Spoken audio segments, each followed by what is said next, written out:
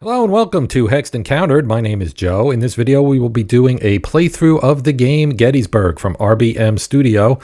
This is the Roger B. McGowan studio, and this is, as far as I know, the first digital adaptation of one of their games. This game, of course, is designed by the legendary Mark Herman, and it was in the C3I magazine that RBM Studios publishes, and now they've done a digital adaptation for it, and this was fairly recently released, just a few weeks back, I believe. So let's take a look. We're going to play solo. As you can see here, play both hot seats. So that would be your traditional two-handed tabletop kind of methodology for playing both sides to the best of your ability. You can play as the Confederates. You can play as the Union. You can play, as I mentioned, in observer mode, which allows you to let the AI play itself and basically watch. We will play as the Union.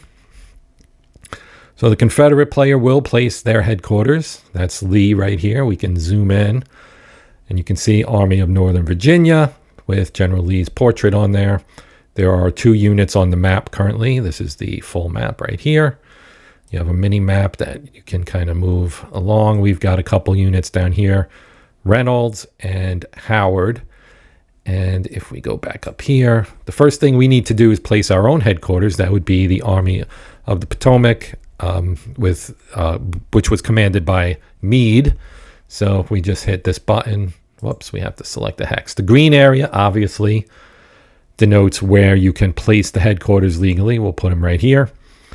The number 6 is his command range, and that is covered by the yellow hexes. So when we hover over him, you can see his command range, and by putting him there, you can see over on the right on the mini map, it extends 6 hexes in each direction, so he covers about half the map-ish.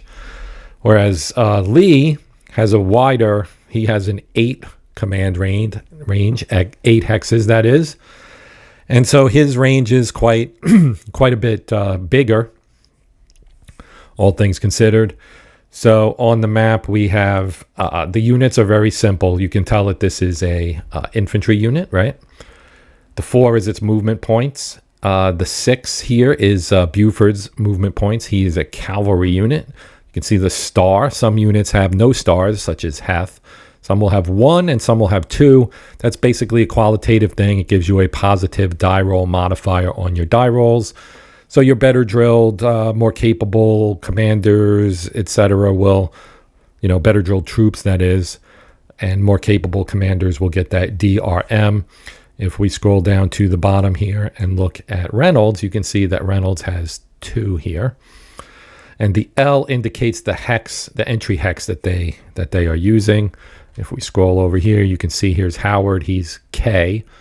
Now, if we further went, here's J, and then if you go up the side, you can see I, H, G, F, E, D, C, B, etc. They typically kind of connect to a road, right? As you might expect, all the roads lead to Gettysburg on this map. You got the Hanover Road, the York Pike, Baltimore Pike, Taneytown Road is on here, Emmitsburg Road, Hagerstown Road, Hanover Road, etc., etc. Right, so now that we've placed our headquarters, we hit the place headquarters button. Now the Confederates will always go first in the game. Now, before we really get into the game, by me moving my units, you have your turn records, turn track down here. We go, it covers all 3 days, the 1st, 2nd, and 3rd of July, 1863. You've got an AM and a PM turn. These circles indicate units that are arriving as reinforcements. You will sometimes have units that will become blown, which removes them from the map, but does not eliminate them. They come back 2 turns later. You can see in the box it says blown units to be returned. If you end up with more than 2, your opponent gets to select the excess units that do not get to return at all. They are eliminated. You score points by eliminating enemy units. The Confederacy can also win a quick instant victory if they control all the roads into Gettysburg that the Union reinforcements would arrive from. So basically roads connecting to the right and bottom sides of the map. And yeah, I think that pretty well covers it. As you can see in turn 2 here, the PM turn of July 1st will have 4 units arriving for the Confederacy: Anderson, Pender, Rhodes, and Early. You can see A, B, and E. Those are the, again, hexes where they will enter. A is there in the upper left corner on the Chambersburg Pike. B is the Mummersburg Pike, and so on. And the E is over here. That is the Harrisburg Pike. So coming in basically from the north and north and northwest, I suppose. And then on the Union side, you can see that we'll get Sickles and Slocum. And then Hancock arrives, and Sykes, and finally Sedgwick and Pleasanton are the last to arrive for the Union, whereas the Confederacy will pick up Johnson and 2 very solid units under Hood and McLaws. And then in turn 5, they will get Pickett of the famous Charge and Jeb Stuart. So first things first, we need to move our units here. Now I can move Buford. One other thing to talk about with movement is you have 2 different modes of movement. So you have kind of march mode where you have your full movement, which is 6. And then as you can see, Heth says 1, and before he had a 4. The 1 is because he is now in battle mode, because he has come into Buford's zone of influence. So the units exert a zone of control. Each of the 6 hexes around them is within their zone of control. If an enemy unit enters that, basically both units are then stuck and can't really move. The zone of influence is the hexes that surround those 6 hexes. So you exert influence out to 2 hexes around, and once a unit comes within that zone of influence, they go into what's called battle movement mode, and they can only move 1 hex at a time.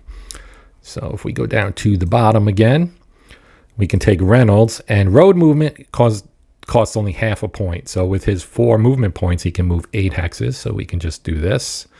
As long as you stay on the road, you can move up like so.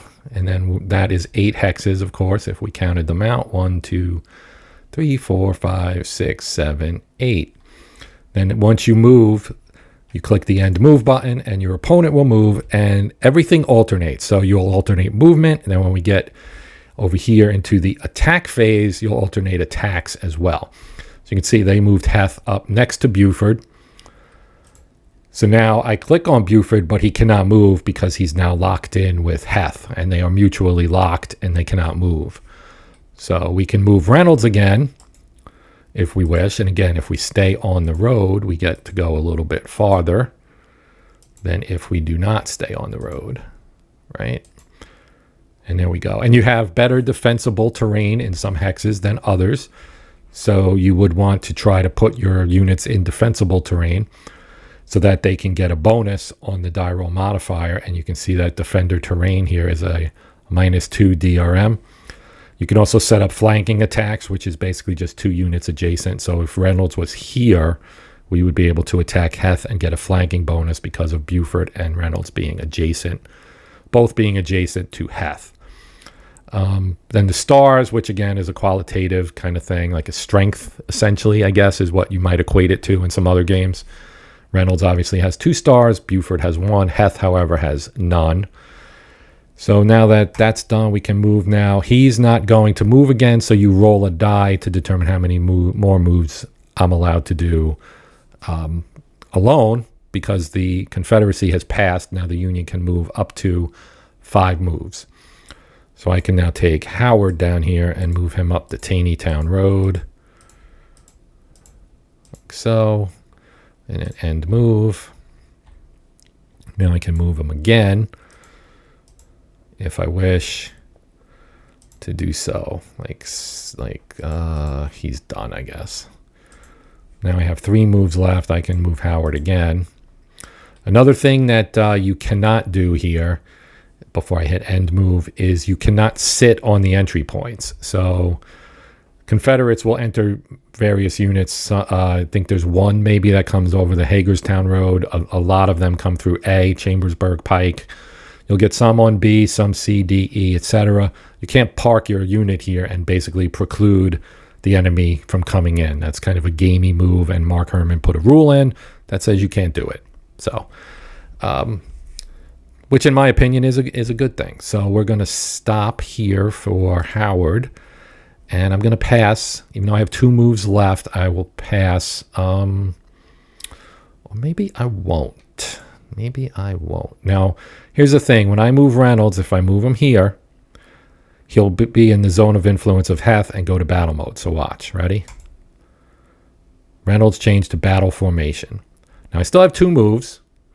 So I can do that, and then I can do this. And now I'll be able to do a flanking attack on Heth. So the Union may conduct 6 attacks. They chose not to attack. Now, another thing is this artillery support, which gives you a positive die roll modifier of 2 if you win it. So if I attack with Reynolds, if I attack Heth with Reynolds, you can see it's +2/+2. So I have 2 stars plus attack or flanking, so it's really a +3. He's got a terrain modifier of -2. So I'm going to have a +1 die roll modifier. Now I can elect to include, if I hit attack, the Confederates will choose, both sides will choose whether or not to use one of their artillery support points. Every time you use one, it goes down. And if you roll a 6 when you're fighting, there's an artillery die roll to determine which side gets the artillery bonus. If you roll a 6 on that, you take away a bonus artillery point from your enemy. So as the Union, if you can pull that off 1 or 2 times, you basically are shortening the amount of times that the Confederacy can actually use artillery. So I'm going to actually use it just so we can see it here. Now you'll see we'll do an artillery. We both chose to use it. Now we do a roll off, and the Confederates won. They didn't roll a 6, however, but they do get a +2, and so they win. They win the fight. And here at the bottom left, you have your combat results table, and you can see he won by 4, and a +3 to +4 equals blown. And then if you're on July 3rd, it means you're eliminated, because when you get blown, you get pushed back and come and return 2 turns later. So this was a risky. Every combat is risky, but this risk did not work out for me, because now I've taken my best unit and pulled him off the map until turn 3. So that was not good at all. Now you might say, well, Buford can attack, but he can't, because cavalry cannot attack infantry. The inverse is true. Infantry can attack cavalry. Cavalry also cannot use artillery support. So we're done. Now we get our turn summary, and it's going to tell us that Reynolds attacked Heth, and Reynolds was blown. So he's out. Now you can see here this changed to 1+1, because we're going to get Hancock arriving via reinforcement through entry hex K, and Reynolds will return from being blown, and they return adjacent to the HQ. So wherever Meade happens to be, I'll be able to put Reynolds next to him, next to the headquarters when he returns on turn 3. So we're going to place our headquarters right here.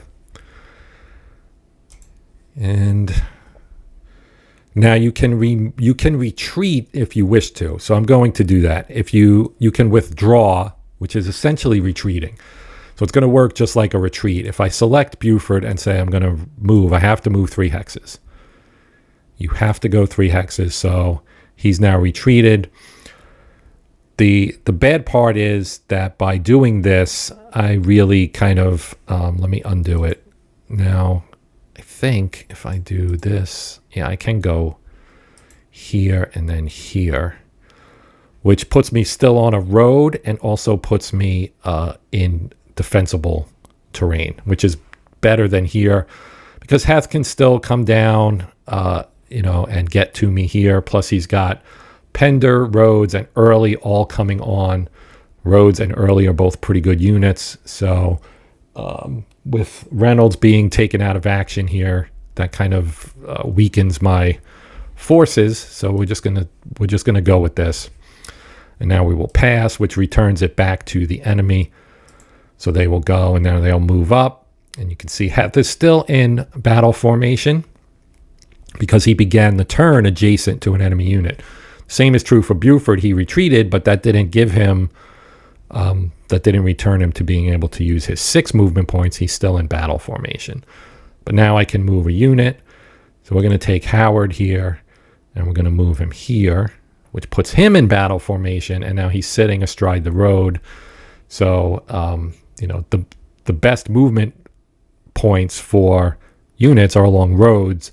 So by sticking your unit on a road, effectively you make the enemy have to stop. They have to stop when they come within range anyway, but you cut their ability to make long-term, long-range moves. Okay, so let's end our move. Now he moved Heth in, so there'll be a fight here. Now let's move let's move one of my units in. So we'll take Slocum. We're going to move him up the Baltimore Pike here to get him into town, because this would be Gettysburg right here. So we'll say end move there.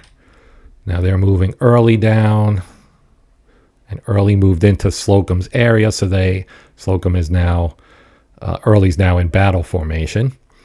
So now I can take Slocum and move him here, or I can leave him here for the moment and move Sickles instead up the Taneytown Road, like so,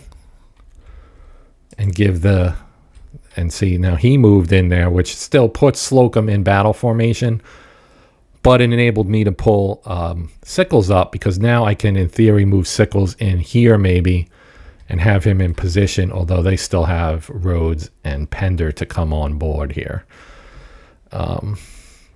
So I have to determine what I want to do here. We're going to move Sickles up here, which is going to flip him into battle formation.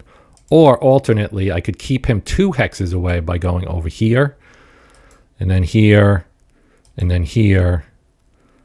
Now, if I move him here, he's going to be within 2 of Heth. If I move him here, he'll be within 2 of Early.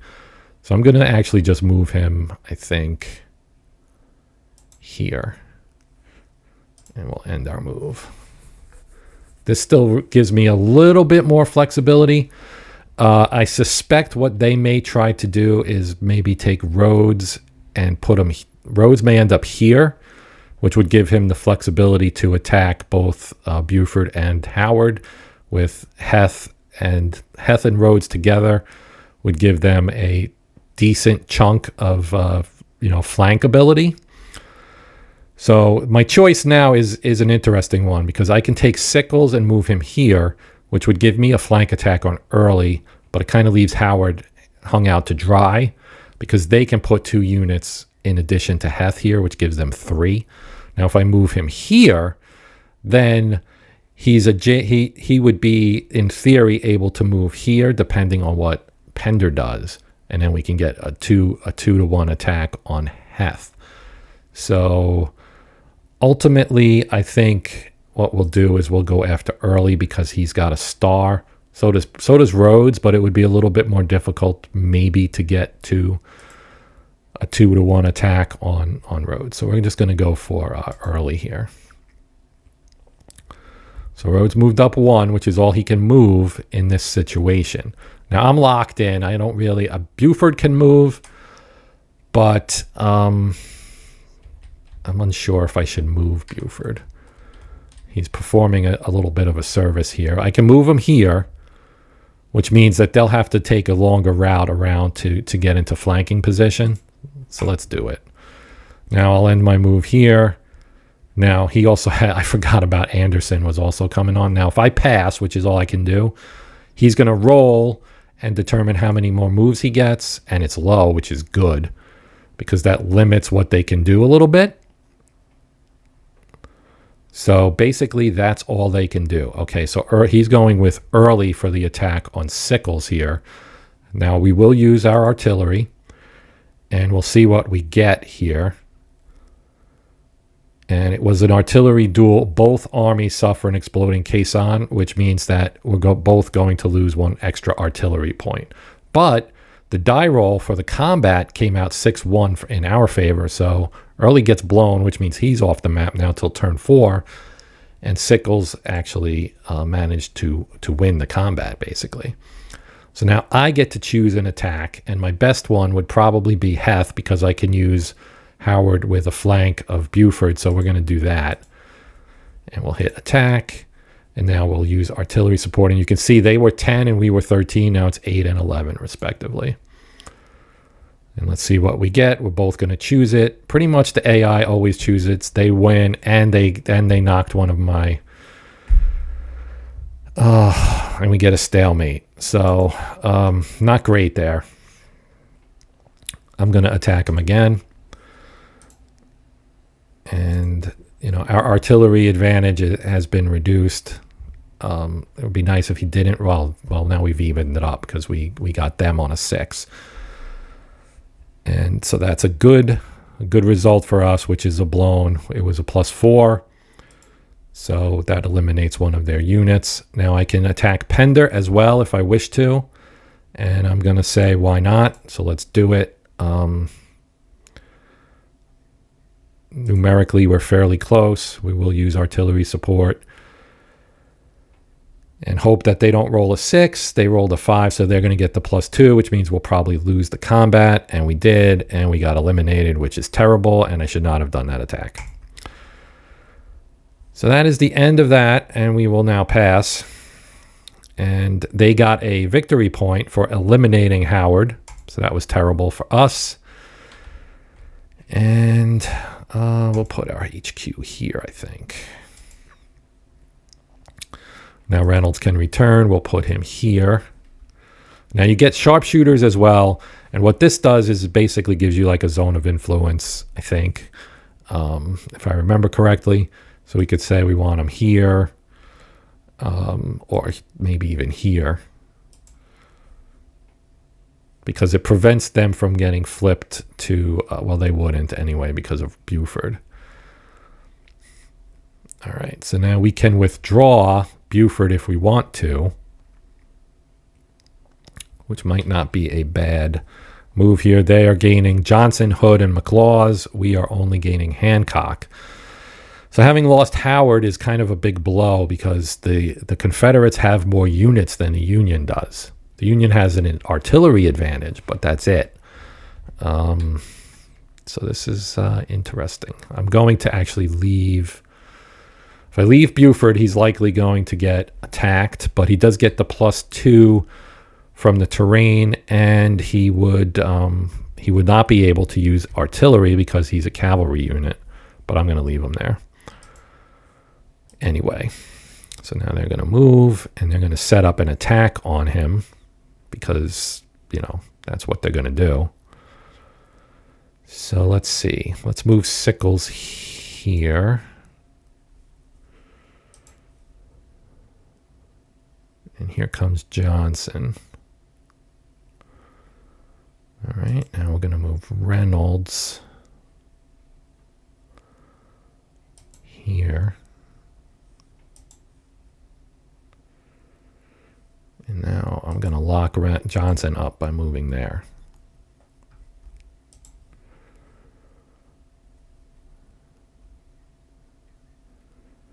And now I can take Slocum. Do that. And here comes McLaws. Let's bring Hancock up.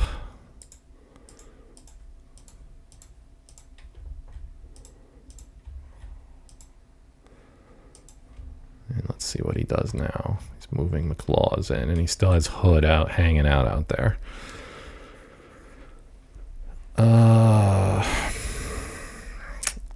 Well, let's see.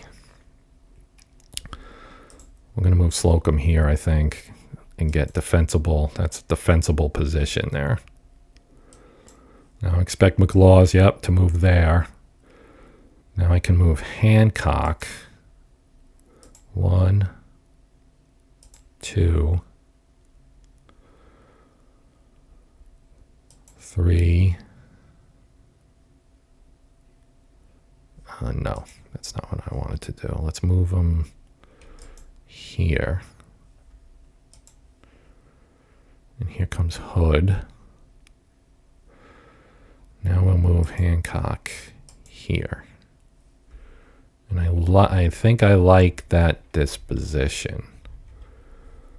Okay. We will pass. And he gets 2 more moves, which, yeah, Buford's in a rough spot here. They did not attack. That's interesting to me that they did not attack. Let's attack Johnson. He does get a terrain bonus. No, he doesn't. We've got a +2 here. That's right. That's not defensible. So we're going to attack him, and I'm not going to have to use artillery, although they might. I'm going to risk it. I'm not going to use artillery. They will, I'm sure. Yes. So they're going to get the +2, which evens it out. And we won. Okay. So that actually worked out okay. We'll bump Johnson back. And that made them use up one of their artillery. That was the real purpose of doing that, was to get them to expend another of their artillery so that I can get an advantage here.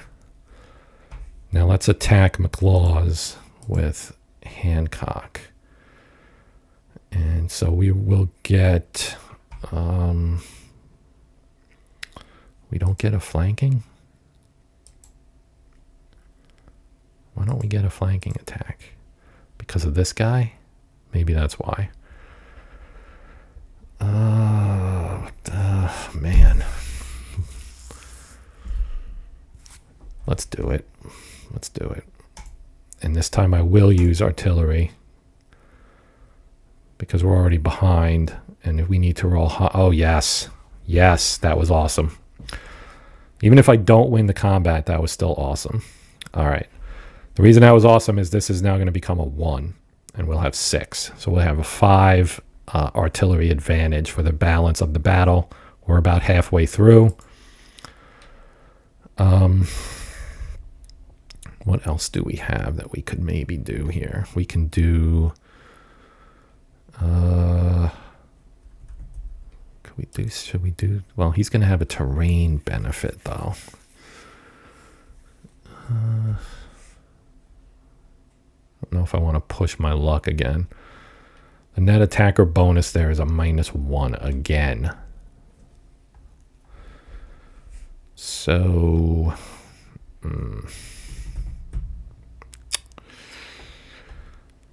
Decide, Joe, decide. What do we want to do here? We will... I could do this again. He's got 1 artillery left. Next turn, he gets 2 blown units back. I get Sykes. And so he's going to have 4 units arriving over the next 2 turns. I'll have 3. All right, I'm going to attack him. And I'm going to use artillery. This will blow their last artillery, probably, I would think. Yes. And if we can win it, and we do, now we have a shot to win the combat, but we don't. All right, well, it was worth a try. Let's retreat him to...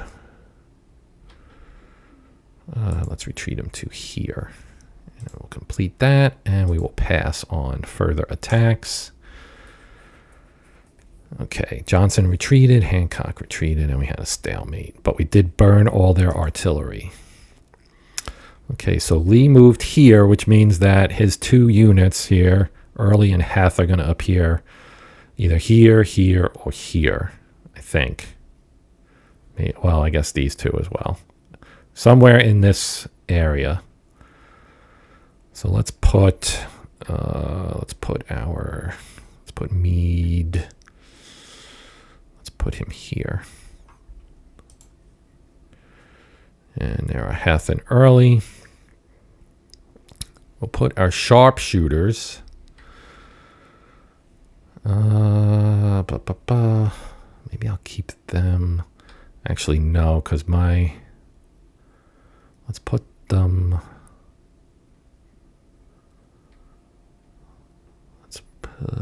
Let's put them here. Okay. So Anderson retreated. Now I can pull somebody back. Who do we want to pull back? I can't pull Buford back because he's got 2 units adjacent. I could pull Sickles back. I can pull Slocum back. So you can't pull Buford back because if he goes here, he's adjacent to Pender. And if he goes here, he's adjacent to Hood. And if he goes here, he's adjacent to Pender, McLaws, and Rhodes.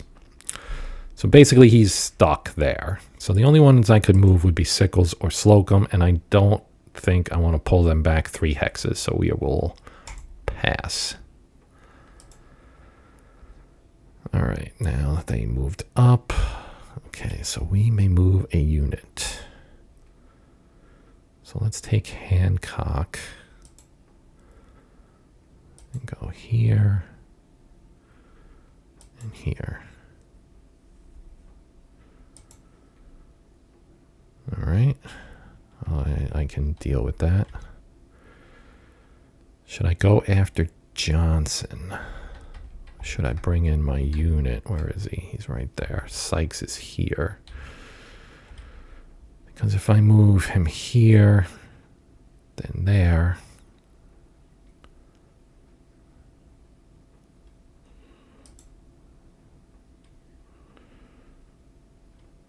Or I can move him here, which would... Hood is pinned, and so is Rhodes. Pender and McLaws are also pinned. So let's do this. Actually, that's fine.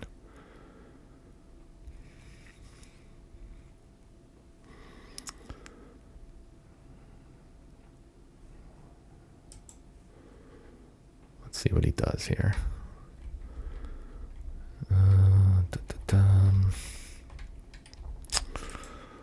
Move him there.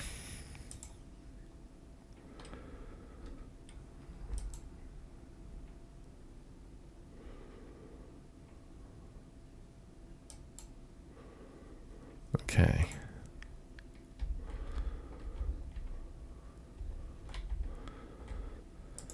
Now we'll bring Sykes on.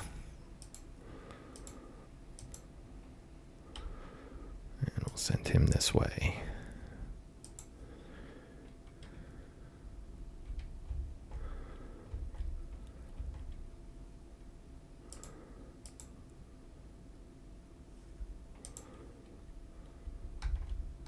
There's Anderson.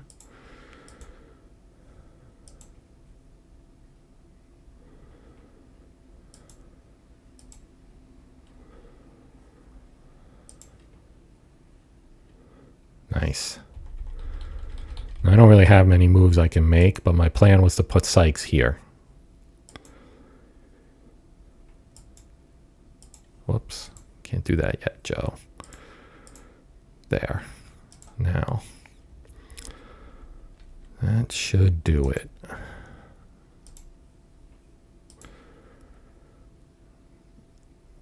Ugh, we get 1 attack. 1 lousy attack. We'll take it up here, I think. So I have a +2 already. They do not have artillery. So I will do this.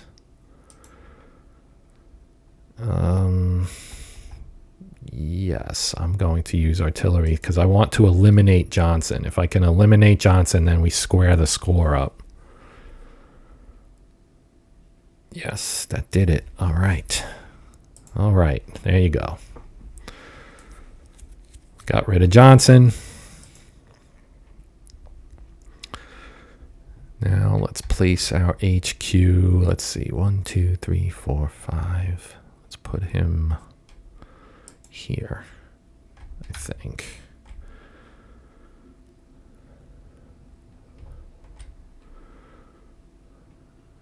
Yeah, that works.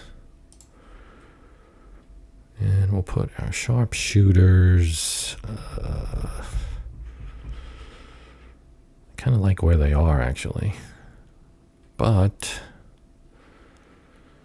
we should put them here.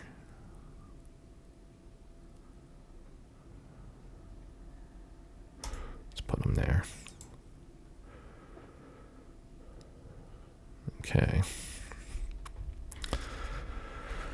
Now I can pull somebody back if I want to. And I kind of don't want to.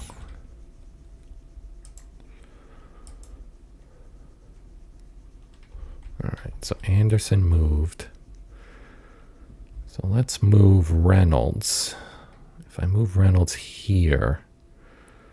So who's he getting this turn? He's got Pickett and Stewart coming in, and we have Sedgwick and Pleasanton.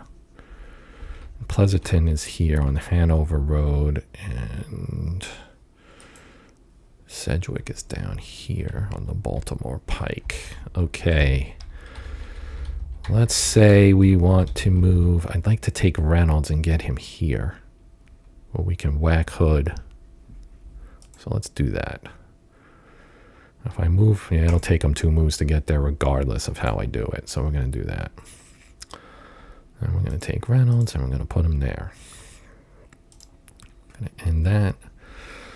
All right, now we don't have a whole lot we can do aside from our reinforcements. So let's bring our cavalry on.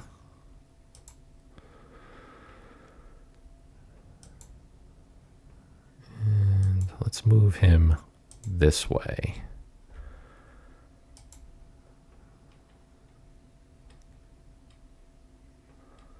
And we'll stop there. And let's see what he does with Stewart. All right, there's Pickett.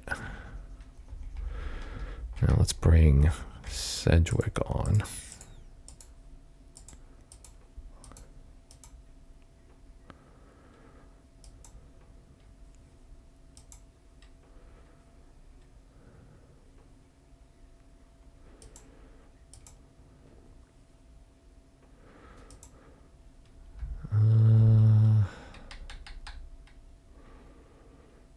Here, then here. Might take me a while. So he's got everybody he has is locked up. So let's just move. Let's move him here. Now where's he gonna move Stewart? Stewart is on the map. Okay. Now we'll move him here. I'm gonna try to get him around where he's because he's got defensible terrain here, but I can maybe get to Early who doesn't. And use my artillery to even the odds there. All right, so we get 5 additional moves.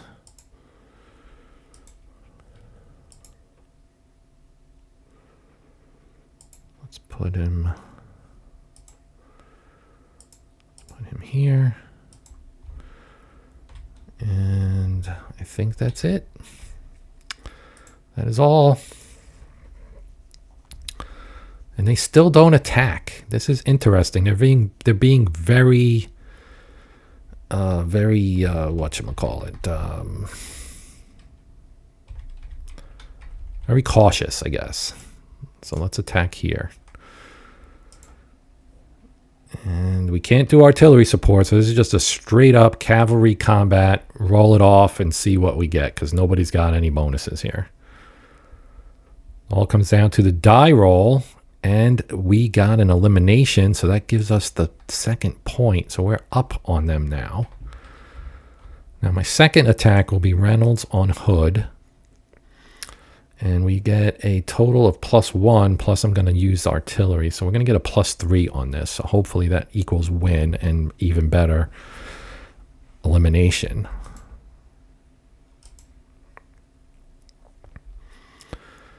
So we do win artillery. Now we need a roll that it's a little bit bigger than theirs, and that's a retreat, which isn't great. That might actually benefit them. Okay, we got one left. One left. The question is, if I attack early, do I get the flanking bonus? No. If I attack roads, I have a +1. So let's do that. And we will use artillery, leaving us 2 for next turn, because this is my last attack. And a 9-6 is a yes. That gives us 1 extra victory point. All right, we got 2 eliminations there, and we made Hood retreat. So that's good. Although that gives Hood flexibility, although he is still in battle formation because Reynolds is within the zone of influence here. So let's put our HQ right here, and no reinforcements this turn. I think we'll leave. Well, let's put our sharpshooter right. Yeah, let's move him there. All right, good enough. Okay. Now I can retreat somebody if I wish to. I don't know if I wish to, though.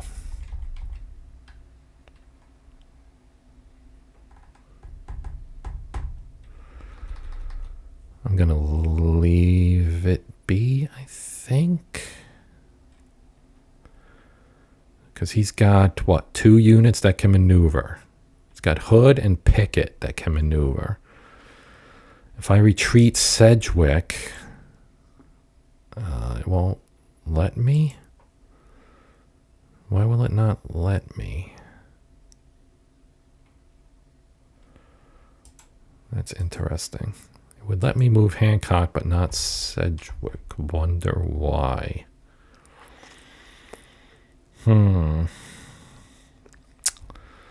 Interesting. Buford I could pull out. But I don't really... I guess it might be to my benefit to do that. Because Pender is already tied down by Sickles and Slocum, as are McLaw, Anderson, Early, and Heth. They're all tied down by these 3 units. So I can pull him back, and that would give me some maneuvering ability. Pleasanton has full mobility this turn as well, so I can maybe use my cavalry to set up something to maybe go after Hood. If I retreat Buford up towards Mummersburg Pike. Let's do that.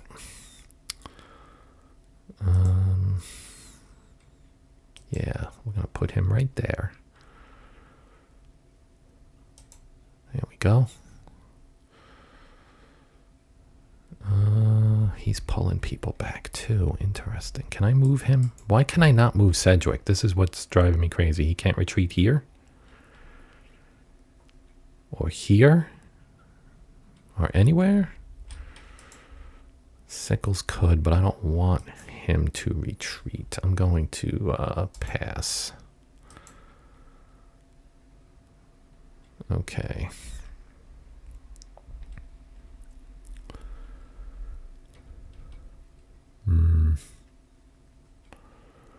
Let's move Reynolds there.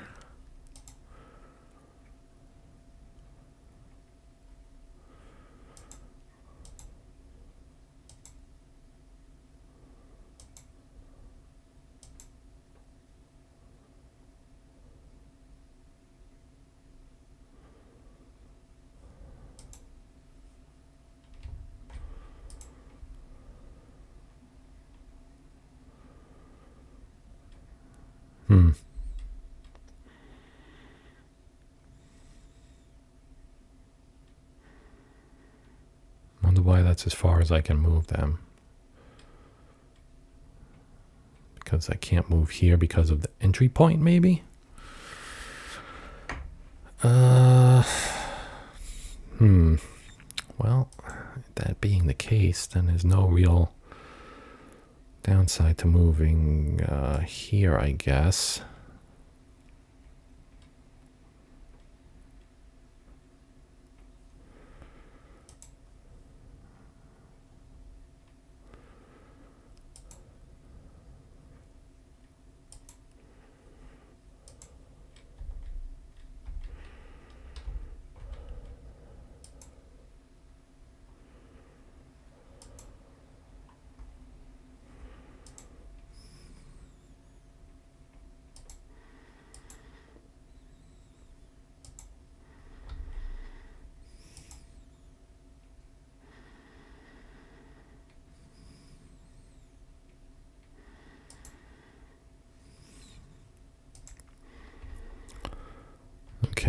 6 moves. Well, we'll take Sykes and move him here. That gives us a little flexibility, and I think that's all we've got. Yeah, that's it. All right.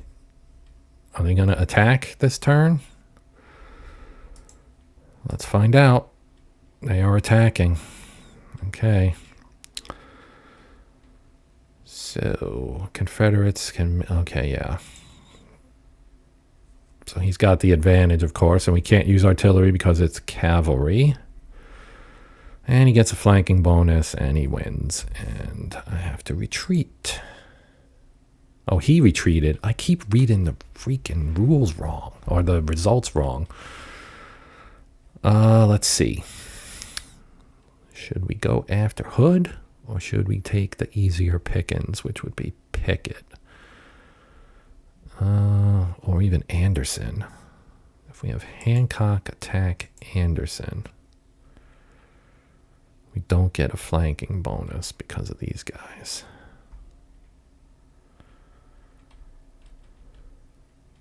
But if I take Slocum and attack Pender, that's not that great either. Reynolds attacking Pickett. That's a 0. That's a -2. Do any of these give me an advantage? That's a +1. Let's do that one. We will use our artillery to get a +3.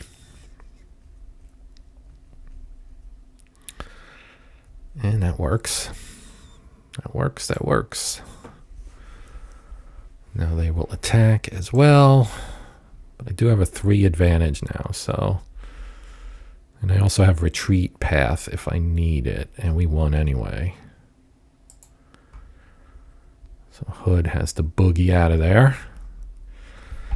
And let's see here, what do we got next? We can use Reynolds to attack Pickett now. We'll use our last artillery support. Going for 5 units eliminated, see if we can get it. And we do. Absolutely. Nice. Okay, so they are attacking. We do not have any artillery remaining. And what do we get? Oof. That's not good. Well, shoot.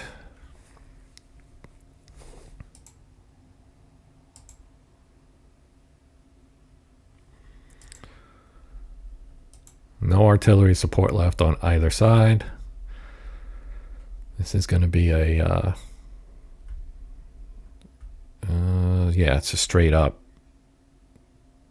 That is an elimination. And we've got 2, well, we've won the game, so I don't need to do any more combats, and therefore I will not. I think we've won the day here, and the Confederates will have to scurry back to Virginia. And the Union wins. So you can, it shows you your die roll averages, how many of each you rolled. We apparently rolled really well. They rolled about average, I guess. Yeah, they eliminated 2 of our units. We eliminated 6 of theirs. And that is it. That is the game. So we did manage to pull off the victory. So I hope that gives you a kind of an idea of how the game plays. It is a good game. A lot of the strategizing really comes in maneuver and setting up, you know, using the basically the movement rules and, you know, terrain effects, the artillery. There's a lot of little kind of decision-making spaces in there that allow you to kind of craft advantages for your side that hopefully will win battles, or win these skirmishes, I guess, since they're all part of an overall big battle. And hopefully, you know, if you can employ them correctly and get decent die rolls, you know, but you can stack the odds in your favor. And that's all you can really ask. The element of chance is always going to be a part of the games. And some people are like, oh, the die rolling brings too much variability, and it takes some stuff out of the player's hands. I don't really agree with that necessarily, at least not in this case, because I feel like this way you have a lot of, like I said, decision space to kind of put your stamp on the situation and set yourself up for success or failure, as the case may be. That is going to do it. I do appreciate you guys checking it out. Hopefully you enjoyed it. Please consider liking, sharing, and or subscribing. Even if you choose not to do any of those things, I still appreciate you taking the time to watch. Hopefully you'll come back and check out other offerings, either things I've already done or things I will do in the future. But that will do it for this one. My name is Joe. This is the Hexed Encounter channel. And until next time, as always, happy gaming.